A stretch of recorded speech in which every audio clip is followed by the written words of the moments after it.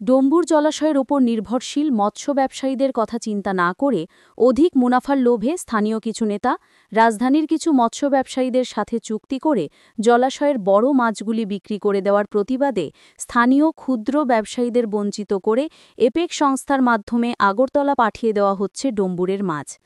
মাছ না পেয়ে শনিবার সকাল ৭:১৫ যতনবাড়ি তীর্থমুখ রাস্তা অবরোধ করে বসে বিক্ষুব্ধ মৎস্য ব্যবসায়ীরা। অবরোধস্থলে মৎস্য দপ্তরের এক আধিকারিককে ঘিরাও করে বিক্ষোভ প্রদর্শন করে আন্দোলনকারীরা।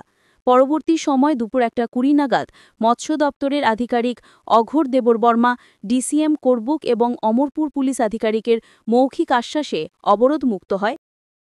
যতনবাড়ি হইয়া তারপর আগরতলা যাব, যেটা রিমেনিং থাকে। তো এই ডম্বুর সৃষ্টির পর থেকেই না দিয়ে এখানে কোনো এপেক্স নাই। এপেক্স একটা সরকারের আমরা সংস্থা, আমরা রেভিনিউ যেটা প্রোডাকশন হয় এটা রেভিনিউ আইতেছে না। তো রেভিনিউ বাড়ার লিগা আমরা ইলিগালিভাবে যেটা মাছ কোচিং হয় এটা বন্ধ করার লিগা এই দায়িত্বটা এপেক্সরে দিচ্ছে। এপেক্স বলতে আমরা একটা সংস্থা, তারা যেমন এটার একটা নিয়ন্ত্রণ, যেটা ইলিগাল হয়। বড় বড় মাছ আমরা পাইতেছি না, ছোটো ছোটো মাছ। তো বড় মাছ পাইতে গেলে আমরা বড় একটা রেভিনিউ আইতো। ঠিক আছে, সরকারের করা স্যার এখানকার এই গরিব মানুষদের এবং হকারদের অপেক্ষা করে মাছ কিভাবে একতরফা আগরতলা শহরে নিয়ে যাবে, রেভিনিউটাকে কিভাবে এখানে বৃদ্ধি করা যায় সেই সিদ্ধান্ত কেন গ্রহণ করা হলো না? মাছ কোনো সময় আগরতলা যেত না, এখানে লোকাল মাছ দিয়া তারা এখানে পূর্ণ করে মাছটা বাইরে যাব।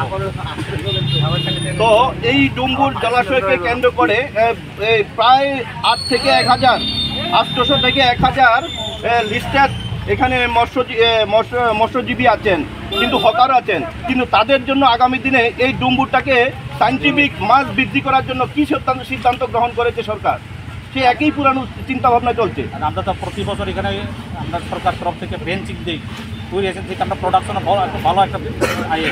তো প্রোডাকশন দেখাতে গিয়ে আমরা রেভিনিউ আইতেছে না, যেটা টার্গেটে।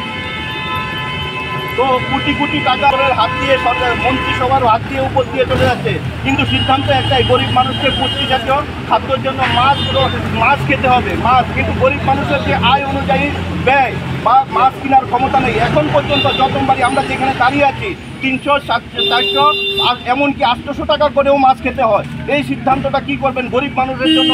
মাছ খাওয়ার জন্য প্রচুর পুকুর কাটা হচ্ছে, টাকা সরকারের পক্ষ থেকে টাকা ছাড়া হচ্ছে, মাছ পিস খাদ্য যে ইত্যাদি ইত্যাদি, কিন্তু ডেভেলপমেন্ট তো আমরা কিছু দেখতে পাচ্ছি না। মাছের দাম দিন দিন বৃদ্ধি পাচ্ছে। তাই তো আমরা দুপুরের মাছ সবখানে পৌঁছাতে চাই, যেটা আমরা কম রেটে পাইতে চাই। কেননা দুপুরে প্রচুর প্রোডাকশন, প্রচুর মাছ। আমরা কি সরকার কি গ্রহণ করেছে, একটা কাউন্টার খুলে সবার কাছে যেন পৌঁছে এলাকা গ্রহণ করছে। এটা শুধু আগরতলা না, এটা যখন যায় উদয়পুর, অমরপুর, সব আউটলেটে এখানে তারা যে চাইটা মিটাইয়েই আগরতলা যেটা দিবেন, এটা আগরতলা গিয়ে পৌঁছবে। ধন্যবাদ স্যার।